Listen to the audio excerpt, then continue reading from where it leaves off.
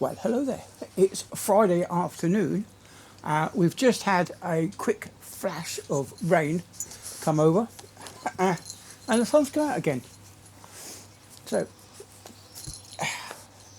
give you an update on Daisy Monster, Daisy May. Yeah, Daisy May, Ocean Blue. Yeah, a pedigree name is Ocean, apparently.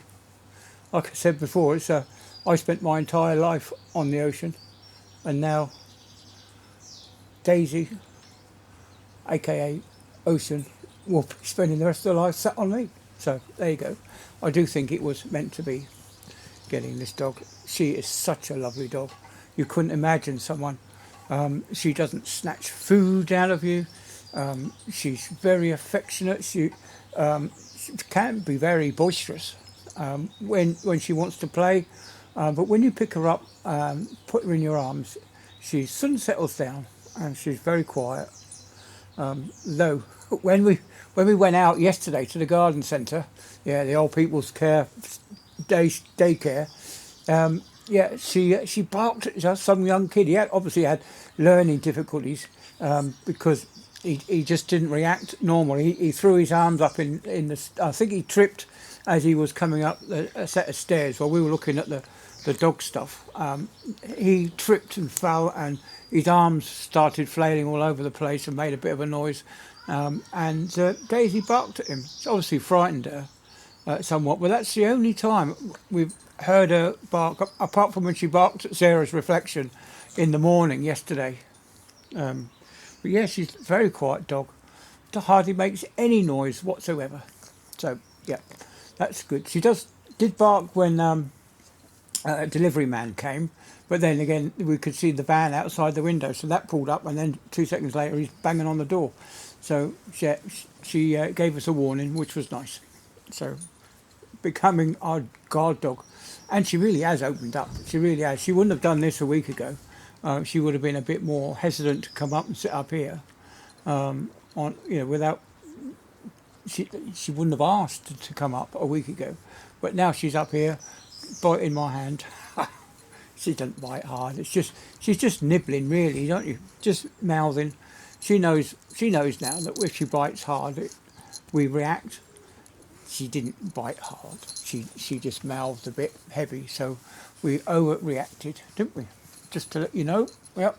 Okay, it's time for kisses. Well, anyway, so what's the state of the country like? I've seen videos of Sir Keir Starmer walking somewhere. I don't know where he's walking to, but there's everyone shouting traitor, traitor at him, and the brain of Britain, David Lammy. He didn't know where to put his face. I would have said between his legs and kiss his arse goodbye. Same as Starmer, although probably Starmer will be kissing Lammy's arse at the moment, the way things are going. I can't get over all this. There's so many U-turns, and then there's U-turns on U-turns. So he was going to have the digital ID card, then he was not going to have the digital ID card, and then he was going to introduce it stealthily. He was going to have to introduce a digital ID for under 16s to be able to access the internet, which means that you'd have to have some kind of digital ID to prove who you were. Yeah, it's just beyond words. And now petrol for me, petrol was £1.50 this morning when I went out. Had to go out. Got my foot dressed as well. The nurses really are caring at this. The place where they do the dressing, the treatment rooms in these local community health places, they really are helpful. She managed to get me 4 appointments to last me up until the 20th, so that's me sorted for a bit. I've got loads of appointments coming up. I've got on the 7th. Yeah, this one's having a final vaccination, so she'll be able to go out about a week after that. On the 8th, I'm going to have my back looked at because I've got on the 7th. No, sorry, it's L5 vertebrae has been damaged by my slip at work. I really think, although I don't know if I would be able to, but I really think I should get some kind of compensation for that because the floor was just too slippery. Yeah, I know. But it might be worth a while. That's probably one of the reasons why I joined the union, is to get maybe get some compensation if anything did happen.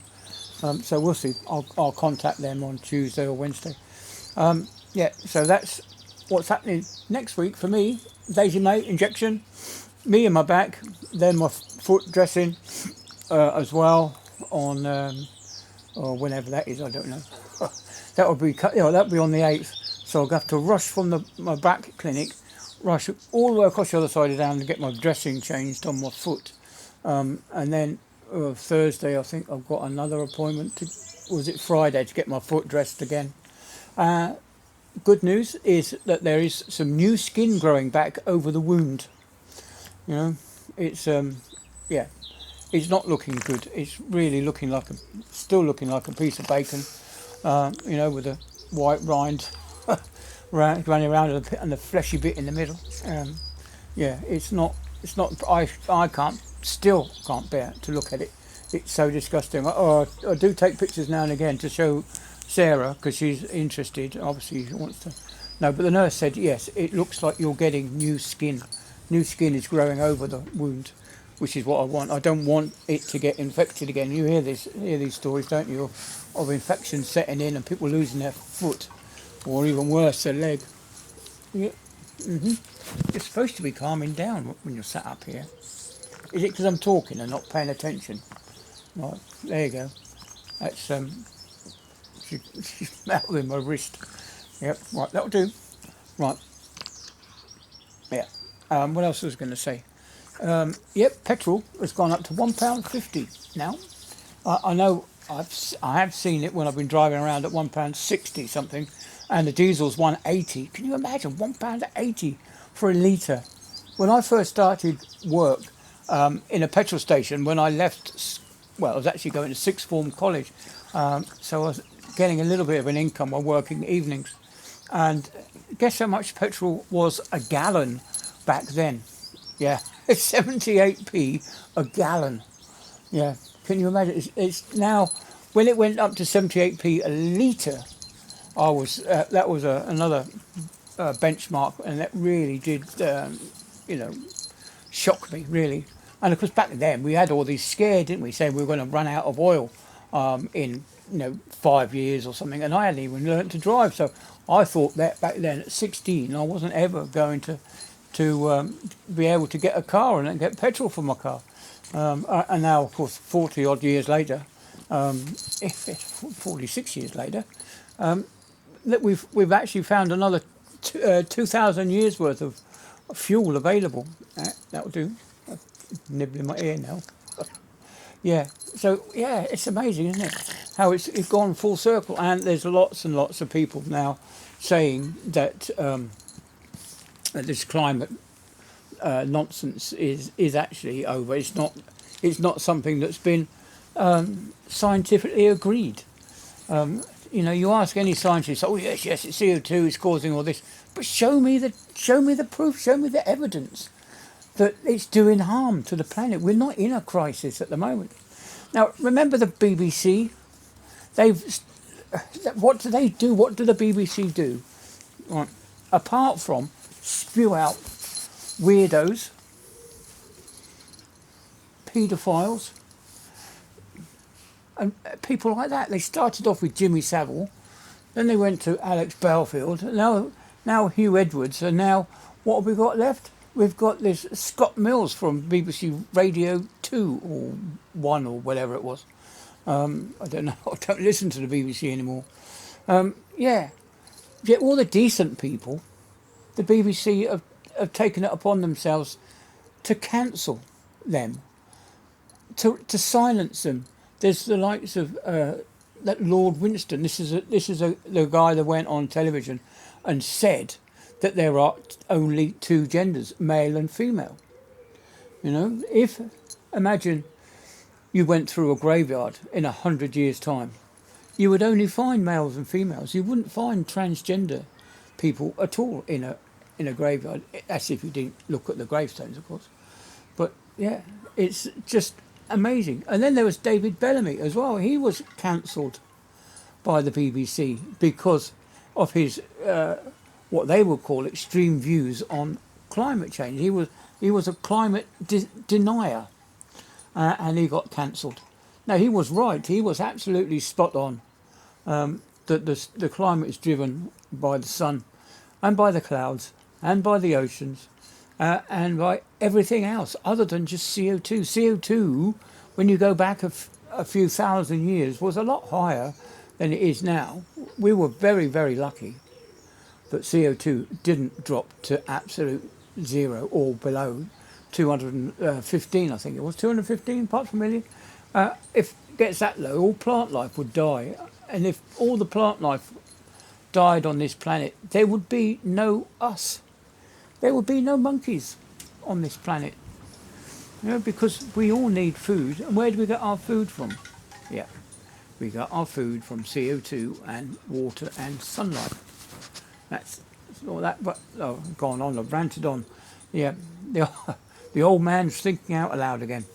Anyway, so 11 minutes. So I've gone over my 8 minutes standard. So I won't put in the midterm adverts, of course. Now I have some key rings with my channel name on it now. It's Retro Thinks Aloud, and I might do. I'll have to do a competition when the numbers are going up and down. Obviously, those people that join and don't like it leave again, and a few other people have left because I can understand why. I'm not doing any stuff about shipping at the moment, but I will do when the time comes and there's another shipping disaster. Oh, those my glasses have run out. And I was going to do I've got a review to do of these Meta, these Meta sunglasses. Or they're actually what am I trying to say? Varifocal lenses with the transition coating on there. So I've actually got these glasses are rechargeable with a battery or a lead, so you don't need to put them back into their case to charge them. So you can actually still wear them and charge them at the same time. Now I did have one. The first one I had, it actually started. The connections are here. There's two little electrodes here, and they started burning a patch on my nose. So that got sent back, and they were so upset that I actually sent it back. Is they sent me another one, redesigned. Another one where the electrodes are now recessed, so there's no chance of touching skin, which is good, which is very good. Right. See what I mean about her settling down? Right, she's had a funny 5 minutes, and now she's going to settle down. She'd be here now if I was to stay here for a couple of hours, she would stay here too, which is really quite nice, you know. Yeah. And if we're any luck, you'll go to sleep and you'll hear her snoring. Yeah. She snores really loud. That's because she's got a very short nose. My other dog, Boston, the Boston Terrier, he had a bit of a longer nose, so he didn't snore so much as Daisy here. Yeah, didn't snore so much as Daisy. But yeah, that was one of the other things. And of course, he didn't. My other dog, Boston, he had bulging eyes. One eye looked one way and one eye looked the other way slightly. But he was still nice enough. And I have great hopes for this little one. Her digestive system is working fine, as we know.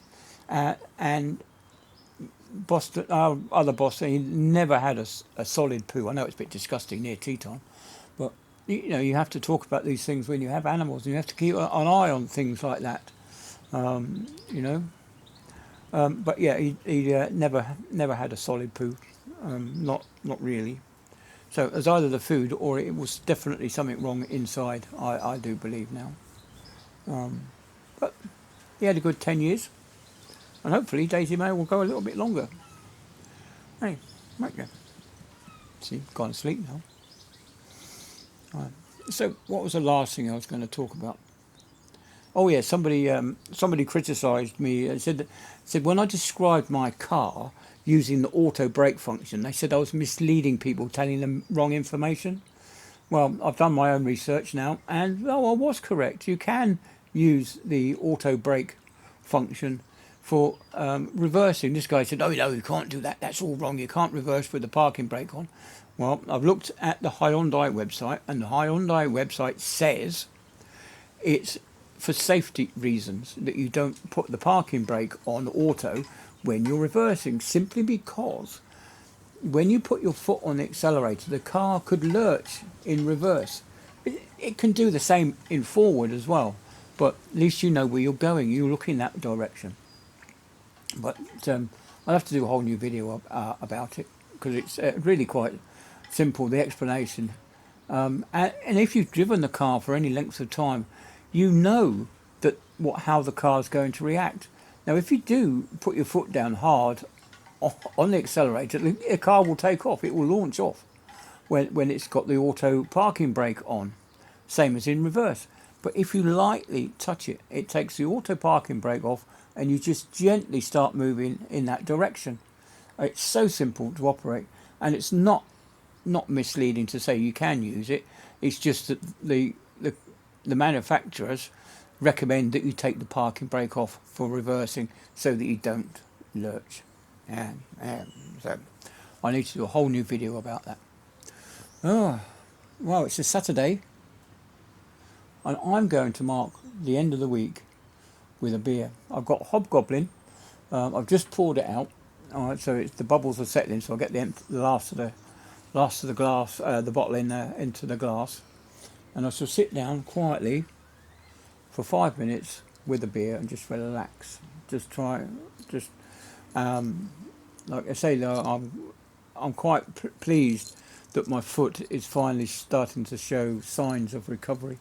I was kind of panicking a bit, thinking that I was going to lose my whole foot or my leg. You hear these stories, don't you? And I don't want to particularly go through that. It's traumatic enough just losing a big toe.